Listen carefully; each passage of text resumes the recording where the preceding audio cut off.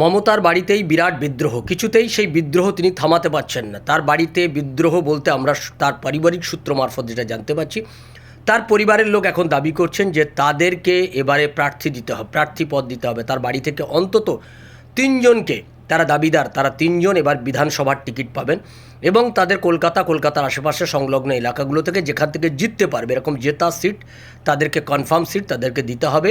এই নিয়ে একটা পরিবারের মধ্যে একটা টানাপোড়েন এবং মমতা ব্যানার্জির বিরোধিতা শুরু হয়েছে তার পরিবারের মধ্যে বিদ্রোহ শুরু হয়েছে যে দলটা এখন যাদের হাতে রয়েছে ক্ষমতাচ্যুত হয়ে গেলে তারা কি আর দলে থাকবে? তারা তো বেশিরভাগটাই, তারা দলে, পরিবারের বক্তব্য এদের বেশিরভাগটাই দল ছেড়ে পালাবে, এরা অন্য দলে গিয়ে নাম লেখাবে, তৃণমূল কংগ্রেস দলটা উঠে যাবে। ফলে এই গোটা দলটা আমাদের পরিবার থেকে তৈরি হয়েছে, আমাদের পরিবারের অবদান কম নয় এই দলটা গড়ে তোলার জন্য। তখন আমরা অনেক লড়াই করেছি। ফলে আজকে 15 বছর হয়ে গেছে, এনাফ। প্রত্যেকেই 15 বছর ধরে দলের ক্ষীর মাখন মালাই খেয়েছে, আমরা তখন তো কেউ কিছু বলিনি। ফলে এখন আমাদের সময় এসছে, আমাদেরকে এবার রাজনৈতিক ক্ষমতা দিতে হবে।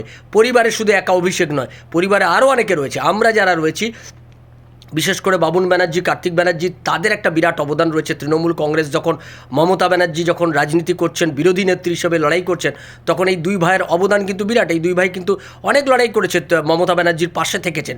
অভিষেক ব্যানার্জি তখন থাকার কথাও নয়, তিনি ছিলেনও না। অভিষেক ব্যানার্জির উত্থান কিন্তু 2000 মমতা ব্যানার্জি ক্ষমতায় আসার পর। ফলে তাদের পরিবারের যারা মমতা ব্যানার্জির সেই সময় লড়াইয়ের সাক্ষী, তারা কেন রাজনৈতিকগতভাবে মমতা ব্যানার্জির সঙ্গে এখন রাজনীতি করতে পারবেন না? মমতা কেন তাদেরকে রাজনীতিতে আসতে দিচ্ছেন না? এটা নিয়ে কিন্তু তার পরিবারের মধ্যে মারাত্মক কোন্দল তৈরি হয়েছে, বিদ্রোহ তৈরি হয়েছে। এখন দেখার মমতা এই বিদ্রোহকে কী করে সামাল দেয়।